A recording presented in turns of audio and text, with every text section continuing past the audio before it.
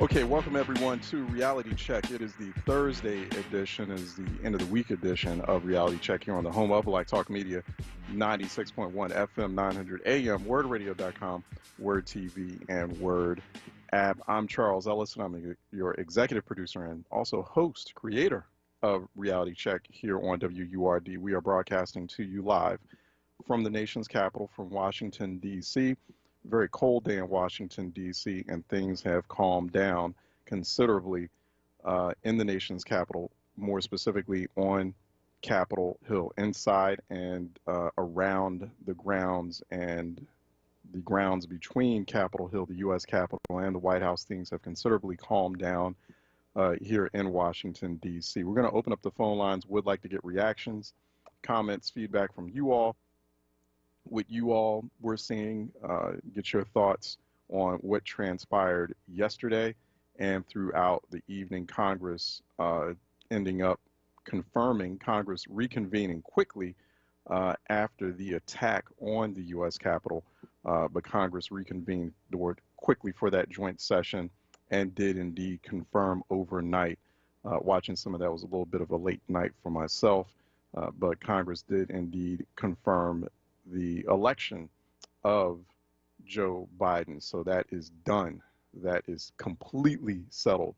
We did get a rather dramatic, and in some ways you can argue an essential civics lesson. So things that we weren't aware of before or that we've never seen happen before, we now saw. So this was probably the first complete civics lesson that any American has ever seen or been exposed to, because you can make the argument too that one of the reasons we're here, or why we are where we are now, is because, well, our school systems failed us. They didn't teach us proper civics or complete civics. So now we've been watching that all unfold. One essential element of that, which is typically ceremonial, which is the Congress certifying the Electoral College certification, that was on full display yesterday. And actually, it triggered a number of emotions and triggered some rather dramatic and unfortunate events in and around Capitol Hill. 215-634-8065, toll free. It is 866-361-0900 here on Reality Check. 215-634-8065, toll free. It is 866-361-0900 here on Reality Check. You're listening to us, you're watching us live on WURD TV. So go to youtube.com/onWURD or facebook.com/4WURD. So youtube.com/onWURD. You know, let me start opening up youtube.com/onWURD, seeing if anyone wants to leave comments there in case you don't use Facebook. 215-634-8065, toll free 866-361-0900 here today on Reality Check. You can leave comments in the chat section at youtube.com/onWURD, just like you can leave comments in the chat section or the comments section at facebook.com/4WURD as the live video is streaming through. So good morning, everyone. Hope you all are well and hope everyone is safe. Safe in Philadelphia and Washington, D.C. and beyond. So give us a call, 215-634-8065. 866-361-0900. Good morning to you, Shirley J. Carter, Rise and Shine, Casa Hu Sarah, Renee Mills, good morning, back at you, and Malcolm White. Always appreciate you watching and listening from Westmount area, watching us by WURD TV. There's a lot, I don't know where to start. There's a lot to discuss and unpack today. A little bit later on in the 10 o'clock hour, we'll have Professor Kalila Brown Dean, political science professor at Quinnipiac University. Want her to offer some intelligent context on exactly what transpired yesterday, what her thoughts are on how we move forward from this, what that's all going to look like, and also to talk about how bad the chickens came home to roost, right? This is a full coop of chickens coming home to roost along with the zoo. So there is this narrative that is running throughout all the postmortem, the day after analysis, which says that, well, this is not America. This is definitely America. this is America, and it's all of its racist glory on full display yesterday, all its racist terroristic glory, domestic terroristic glory on full display yesterday with the attack on the Capitol. People need to understand this. I don't think that this has really been stressed or pointed out since everything happened yesterday.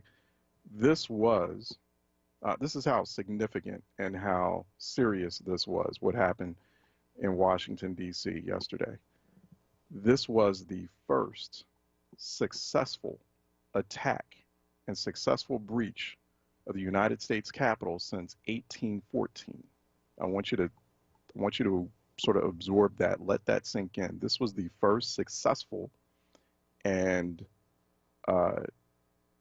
full breach. This was a full breach of the U.S. Capitol. Like, people got inside the U.S. Capitol. They found bombs also, and this wasn't just the Capitol, like the dome. There were people breaching multiple parts of the United States Capitol campus. It's a whole campus. It's basically, if you've never been there, it's pretty much a massive fortress that spans for blocks. And that campus also includes the headquarters for the two major political parties, the Republican National Committee, which is directly across the street from Cannon House Office Building, and also the Capitol South Metro Station, which is basically attached to or right next door to one of the major House office buildings for the House of Representatives. I used to work in the Cannon House Office Building actually years ago, and I used to take that metro when going to work. And you know, I actually started off interning in Canada, if I remember, when I first started doing work on Capitol Hill.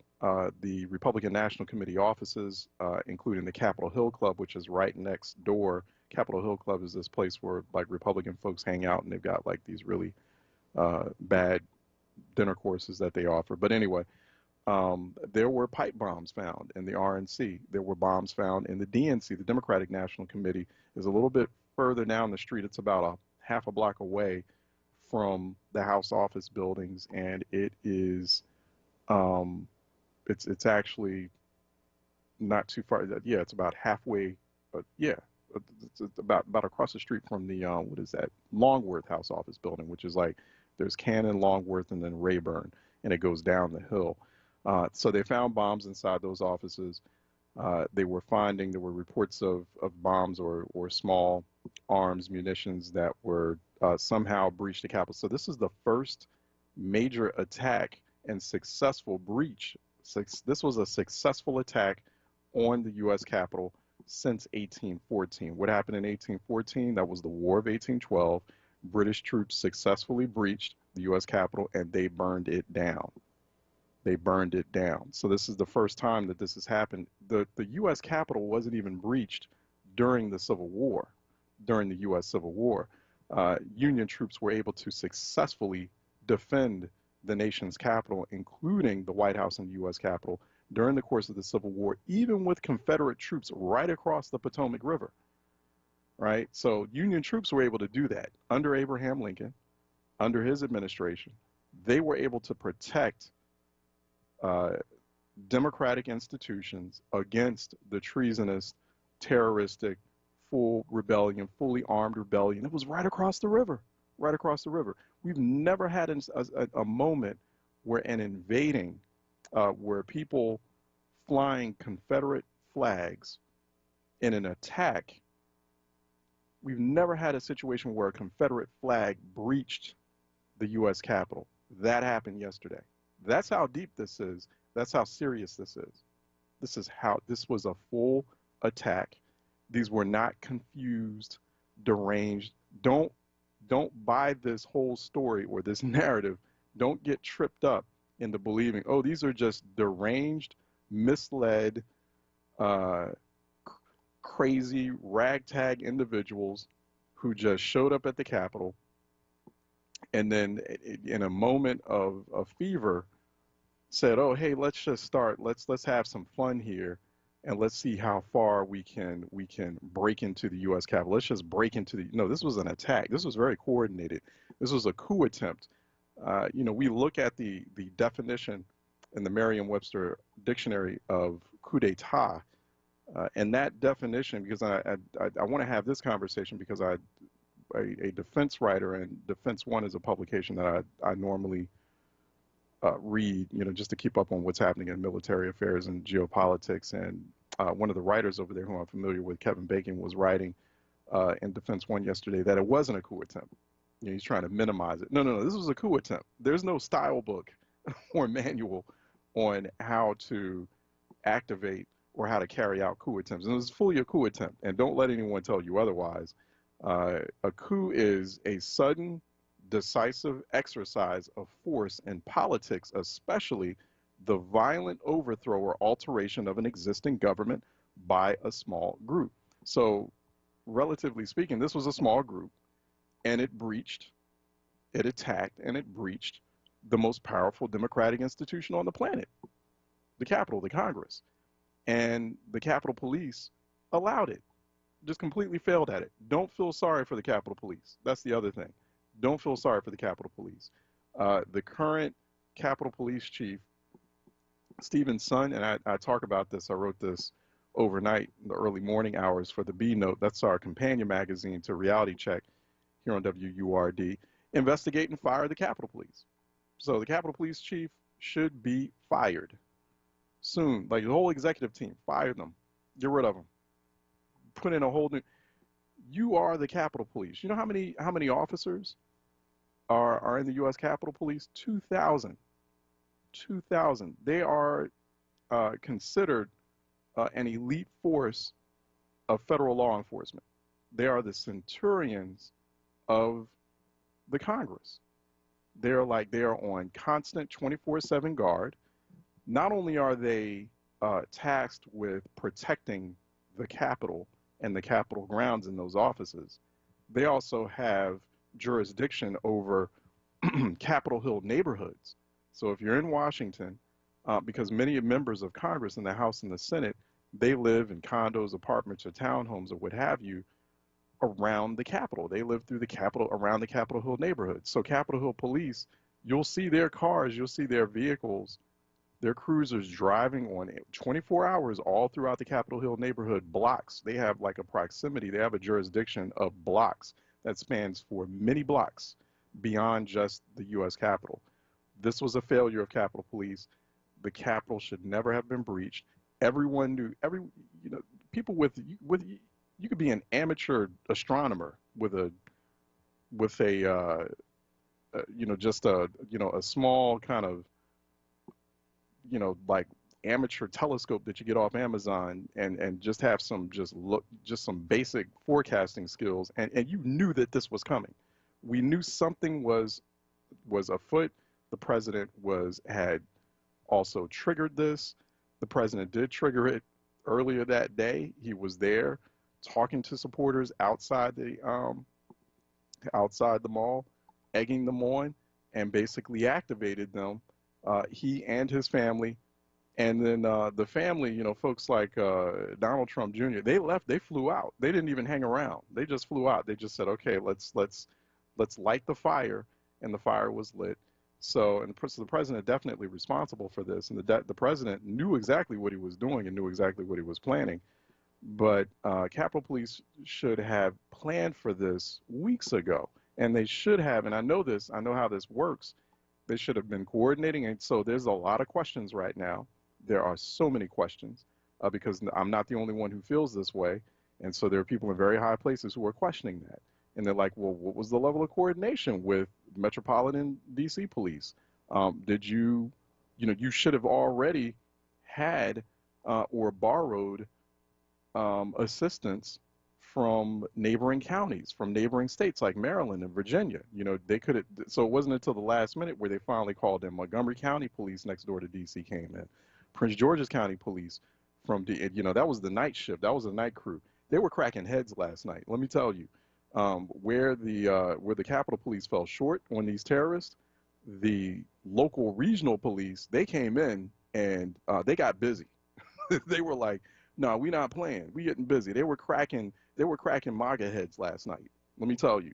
So that's based on reports I've seen. and that's based on folks who were privy to what's going on, just kind of getting off-record reports who were like, no, they cracking this, they coming in here, they serious, they're cleaning this out. That's why you're not hearing about anything this morning. Overnight, they cleared it out. They totally cleared it out, and they were getting aggressive in a way that they normally, how they get aggressive with us when we show up. And that's the other thing too, is, people are asking, well, they're including, I've seen white people on media finally saying, yeah, well, hypothetically, what if Black Lives Matter showed up and did the same thing? Of course, we know what the outcome would have been. But then that presumes that the Capitol Police have never attacked or assaulted or killed unarmed Black people. They have. And this is where we need to remember the name of Miriam Carey. Capitol Police, this is why I'm not feeling sorry for Capitol Police. Capitol Police can get lethal when they want to. Capitol Police can get lethal when they want to. And they did. They did. Just 7 years ago, Miriam Carey, 34-year-old unarmed Black woman who was mentally ill. She was driving erratically and was the part of a high-speed chase from the White House all the way to the Capitol. Some of you remember this, right? And she was mentally ill. She had her 18-month-old daughter in the car with her, 18-month-old infant in the car with her. She was very erratic. They knew she was mentally ill. She gets to the Capitol, and Capitol Police officer, along with a uniformed Secret Service officer, load 18 rounds of bullets into her and fatally shoot her. So, and there were questions about that back at that time. This is back in 2013. So, when to unload when an unarmed Black woman in a car. Now, she was driving erratically and she was driving and targeting, but, there were questions. Members of Congress, including Black members of Congress, were like, she didn't have to die. Like, why don't y'all just shoot the tires? Like, what was that? And this was a previous, this is one of the reasons why the previous Capitol Police chief had left under stress from that investigation, that probe. But don't forget Miriam Carey, and a lot of mainstream media outlets are conveniently leaving her name out of this discussion. I'm sorry, let's go to Woody out of Winfield, who's calling in for a reality check. Woody? Hey, Charles, how you doing, man? How you doing, sir? All right. Listen, I just wanted to say to you, this country basically does not, the fear of Black people, period, would have shown a whole different result if that had anything to do with Black people coming in there doing something like that. Mm-hmm. I want to know, where is the punishment for something like this happening to a president? If you go back and you were just talking about that war, there were Blacks that fought in that war back then. And the punishment, I don't remember it, but I'm thinking I can scrap away in my head. Lincoln, Republican convention, gave several Black soldiers medals of honor. And right. He got beat up terribly for that. And that was the Republican convention. So here it is. What happens to Trump for all of this that just happened, just occurred? Right. So where's the punishment go? Who do we? Where's the punishment? Yeah, where's the accountability? That's what I want to know. And you're bringing up a good point, but I think we need to think about that. They punished Lincoln. We do. He gave the medals of honor to those Blacks, and they went crazy. Exactly. And, right now there is a conversation that's taking place between both Democrats and Republicans. In fact, some Republicans even quietly leading a charge to invoke the 25th Amendment. So don't fall into the trap of thinking that, oh, we don't have enough time to do that. No, they just confirmed, they shotgun confirmed a Supreme Court nominee within 11 business days. Yeah.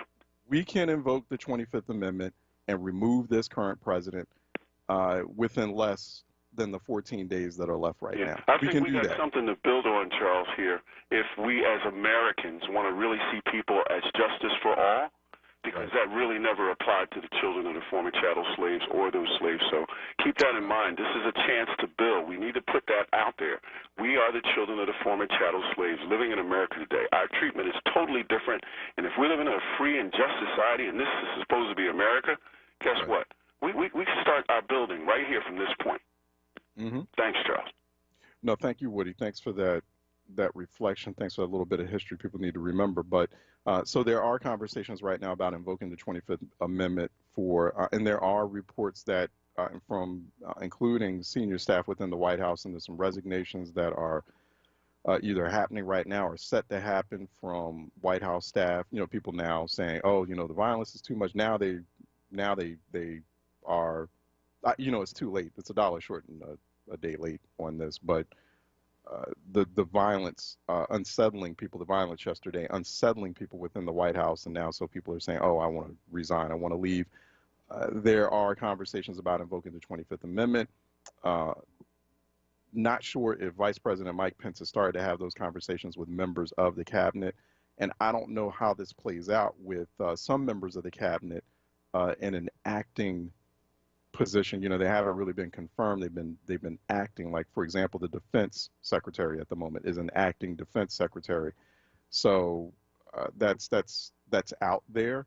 We've never had a moment in history where we've had this urgent a conversation about invoking or activating the 25th Amendment, but don't let anyone fool you into thinking that, oh, we don't have enough time for that. No, you do have enough time for that, because you confirmed and you pushed through a highly unqualified Supreme Court nominee, Amy Coney Barrett. You did it in 11 business days. You did it with over a 2-week period.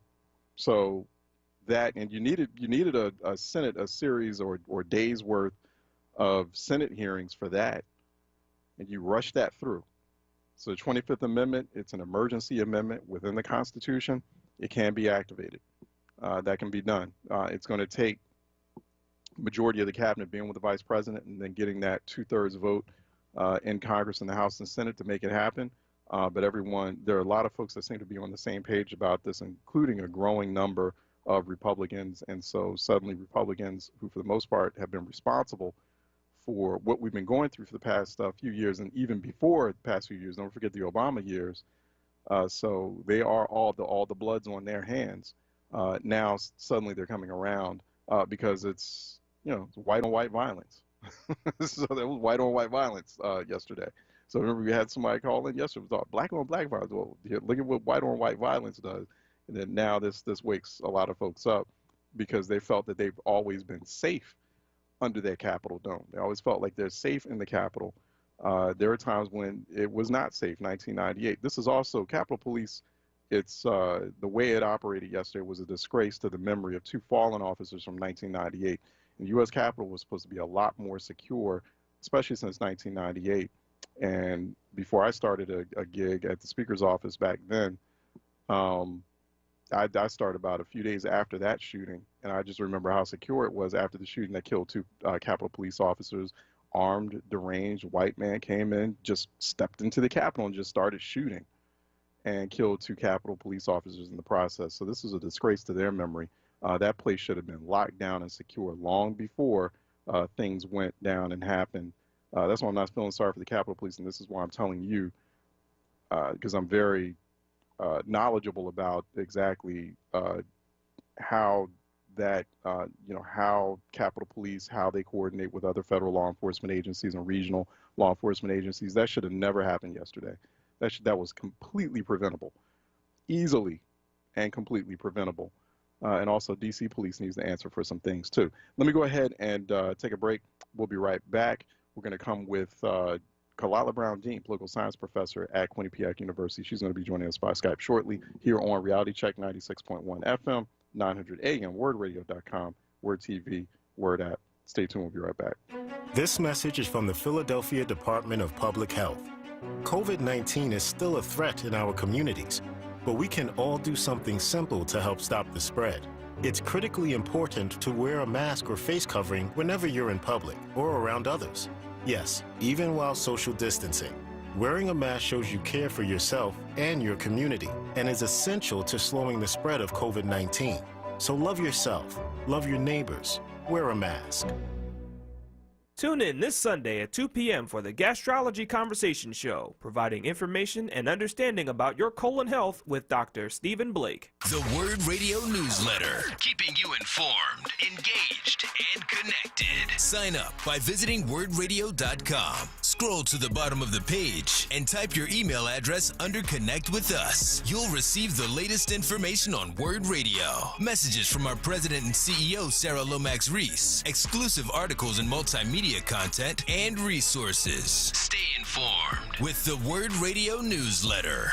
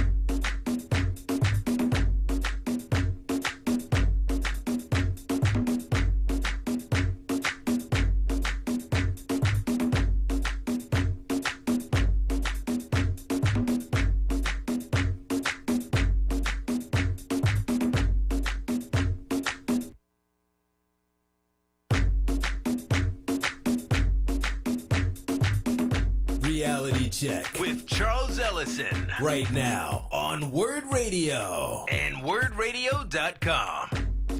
All right, welcome back to the Wednesday midday edition of Reality Check. Also, the day after the attack. It was an attack. It's the first successful attack on the U.S. Capitol since British troops burned it down in 1814. That's the history right there. And we need to just absorb and accept that that happened yesterday in the nation's capital. We are broadcasting live from the nation's capital here on Reality Check WURD. Joining us now by Skype is political science professor Kalila Brown Dean, a good friend of the program, a Reality Check WURD, occasionally joins us here. She teaches at Quinnipiac University. Go to quinnipiac.edu, Quinnipiac University in Connecticut. I thought Kalila would be a great guest. Great, she offers us some perspective as far as the politics of the day and political history. So I needed to unpack this some more, and thought Kalila would be a perfect guest for that. Professor, how are you doing? I'm hanging in there. All right. Good to be back. Okay, good. No, it's good to have you back. So we're going to try to bring you back on more often here in 2021. So what did yesterday mean to you? What did you see? What did this all signify or symbolize for you? Charles, this was all unfolding yesterday as I was with my daughter. And to have to explain to her what was happening and how it was able to happen. As a parent, political science aside, as a parent, it was disgusting that in the nation's capital, where we believe democracy is supposed to be carried out, there are people who are fueled by ignorance, by violence, by hatred, by white supremacy, who are attempting to not just overthrow government, but to do it in a violent way. But it also meant that there was a moment where I had to tell her, this isn't an exception. This is as American as apple pie. That when people feel their interests are threatened, they react in this way. And that's what yesterday was. And that's what all the conversations I've been having with folks ever since has been about that context. Yeah. Do you feel like this was a coup? It definitely was a coup. It was a failed coup attempt. It was the very thing that the United States likes to point its finger at other countries. I mean, we've heard what the president thinks about African nations. This is what happens in other places that the U.S. says it is better than, and that we have gone to war to try to impose our view of democracy. Yeah, yeah. What do you worry about now that, the day after this, we have 14 days left of the Trump presidency? We had the former Joint Chiefs of Staff just say, or was telling, I believe it was PBS yesterday, saying that this is not done. We should brace for more from this president. He's become increasingly desperate. There is already conversations about invoking the 25th Amendment. Now, Republicans want to join in on that conversation about the 25th Amendment and getting rid of the president. You had a chance during impeachment. You saw the writing on the wall. Everyone saw the writing on the wall back in 2016, or even back during when he was gaining political steam with the birther movement. So what do you think? Where do you think we go from here? I couldn't sleep last night because there was so much going on. And I decided to listen to the statements, the performances by members of Congress last night as they were talking about certifying the election results. And it is clear that if having a woman, a veteran, shot in the chest and dying in the U.S. Capitol was not enough for people to put party aside, this thing isn't over. And it won't be over even if the president is removed via the 25th or a second impeachment prohibits him from running again. My fear, Charles, is that this has ignited and emboldened a part of this country that won't just go to the U.S. Capitol. Connecticut state legislative session started yesterday, and I watched on video as a Black woman asked a white woman beside her to put a mask on and stop yelling in her face. The woman responded by spitting in her face, and the woman was charged with breach of peace. So I think we need to be fearful that this will happen in state legislatures. It will happen in city halls. It has ignited violence, emboldened it, and sanctioned it to the point that the people who were doing this yesterday got selfies with members of the Capitol Police and got to take away historic relics as souvenirs. That's what we need to worry about. Yeah, no, we do need to worry about that. I wonder who was that Connecticut state legislator, a Black one? Was that our friend State Representative Robin Porter? Listen, you and I know State Rep Robin Porter. It would have been different charges if he had been the state rep, right? Yeah, You know her well. It was not. It was a citizen who was there like everyone else to raise her issues and on camera. Wow. And the decision is breach of peace. Wow, wow. We're talking with Professor Quinnipiac Political Science Professor Kalila Brown Dean. She is also creator, host of her new program, Disrupted, on Connecticut Public Radio. Go to ctpublic.org for more information there to listen to a wonderful program. Now she's Disrupted. You can find that and listen to all the previous broadcasts and check out the calendar at ctpublic.org at KBD PhD on social media as well. KBDPhD.com actually for more information on her and her book Identity Politics in America.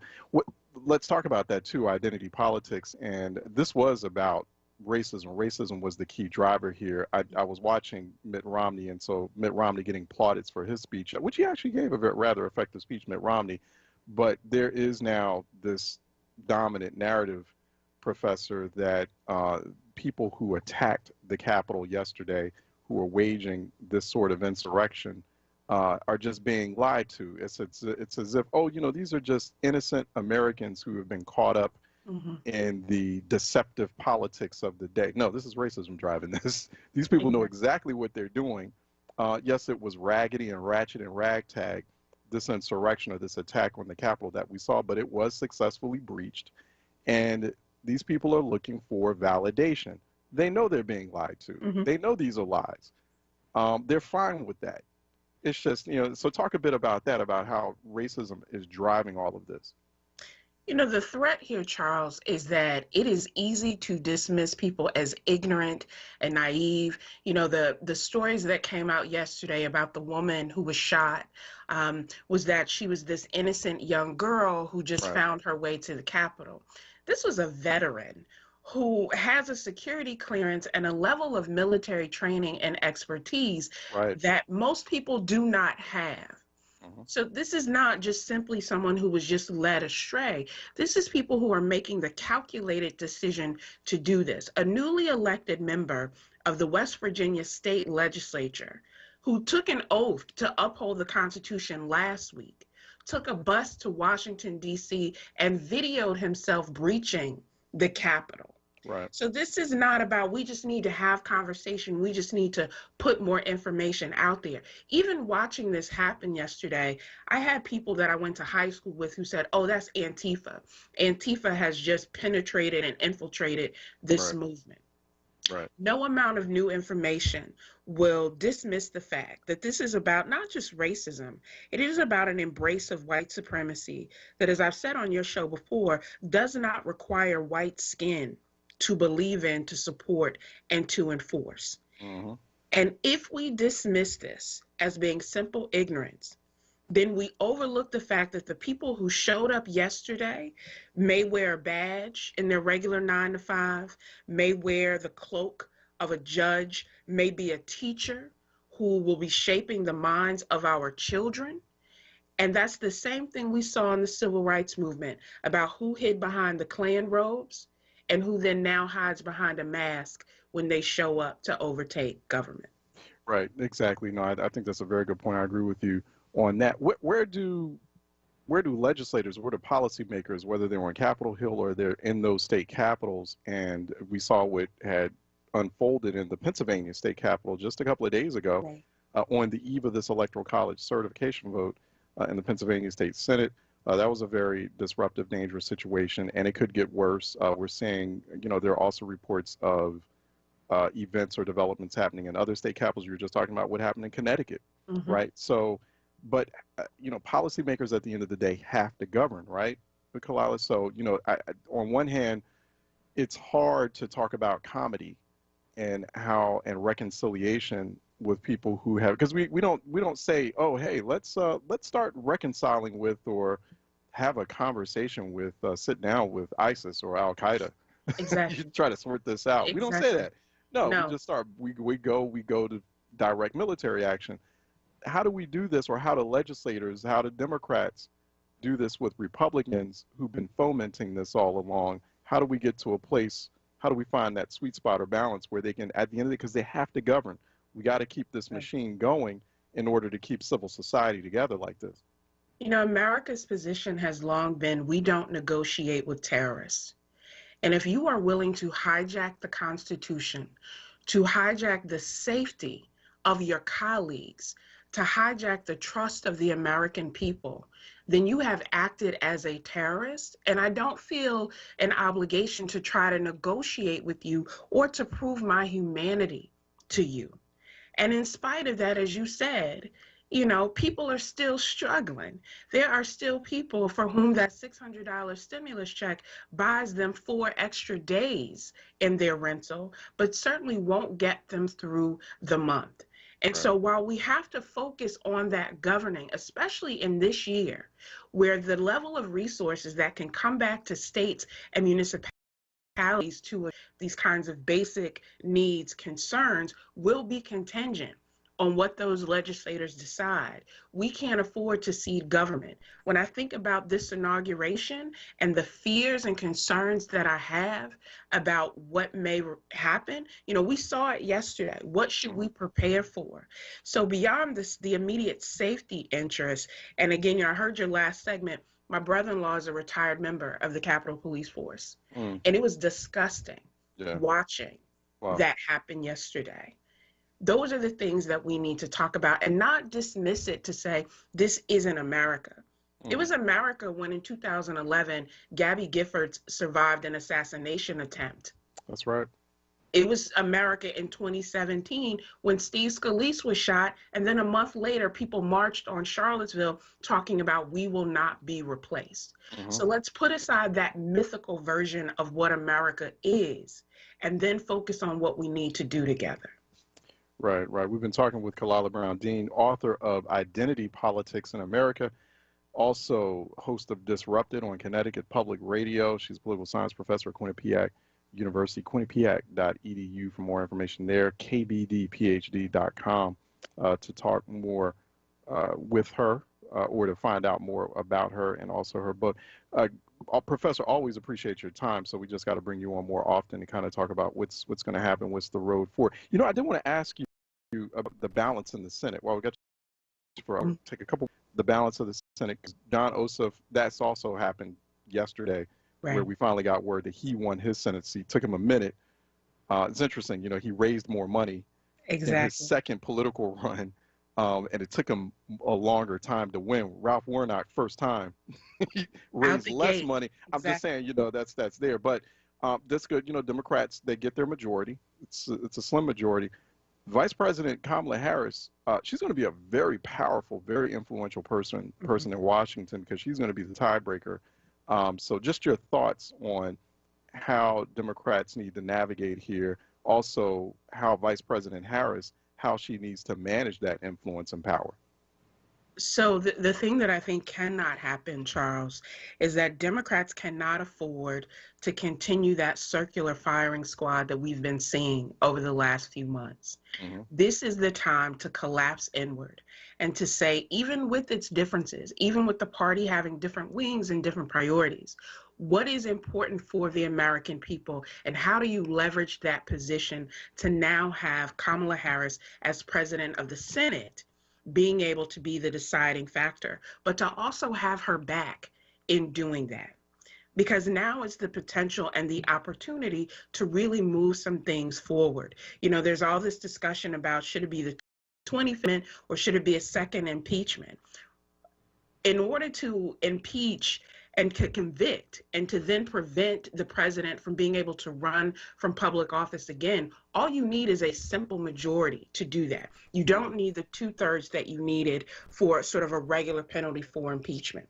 Right. Democrats need to have that conversation, and not just about how will that affect us when we run again for office. They don't have the luxury of waiting until an election to make a decisive move. So I'm interested to see what will happen move forward. More importantly, what this will mean for not just the two men who were elected from Georgia, but how it opens up the possibility for other folks who don't meet the traditional political profile to say my voice should be heard as well. Yeah, no, I think Democrats are going to have to call the Republican bluff. And now is the time. Now is the time to do that. You know, you can't keep fighting for the soul of America when people deny that you have a soul. Now is the time. Right. No, I agree with you on that. Kalila Brown Dean, everyone, kbdphd.com, and also listen to Disrupted at Connecticut Public Radio. Go to ctpublic.org for more there. Wednesday, if I'm not mistaken, streaming live at ctpublic.org and also WNPR.org as well. Kalila, thanks for your time. Always appreciate you. Be safe out there. Thank you. You too. All right. Let's take, when we come back, phone lines are open at 215-634-8065, toll free 866-361-0900 here on Reality Check. Let's take a break and we'll be right back. Happy New Year, Philly. It's Solomon Jones. The pandemic of 2020 blew the roof off of life as we know it and forced us to make radical decisions once thought impossible. Many parents and grandparents turned to the option of a public cyber education. In thousands of instances, they sought assistance from the one true pioneer and industry leader in public cyber education, Commonwealth Charter Academy. Visit ccaeducate.me and exercise your right to choose a safe, hassle-free, student-focused learning environment your kids deserve. CCA delivers elite online instruction streamed directly to the safety and comfort of your living room. They provide a laptop and headset along with internet connectivity that includes financial assistance, all at no cost to families. CCA has been the gold standard in school choice for nearly 20 years. Visit ccaeducate.me and ring in 2021 with a 5-star learning experience. Again, that's ccaeducate.me. You know that feeling? Like every door is closing and you just can't see a way out? Being unemployed, underemployed, or just out of school can feel like that. But when you find the right tools, suddenly everything just clicks. FindSomethingNew.org offers resources that help develop new skills that can position you for careers in today's growing industries, from healthcare and manufacturing to cybersecurity and alternative energy. Find your path to a new career at FindSomethingNew.org. A message from the Ad Council. Reality Check with Charles Ellison right now on WURD Radio and WURDRadio.com. Okay, welcome back. Phone lines are open at 215-634-8065, toll free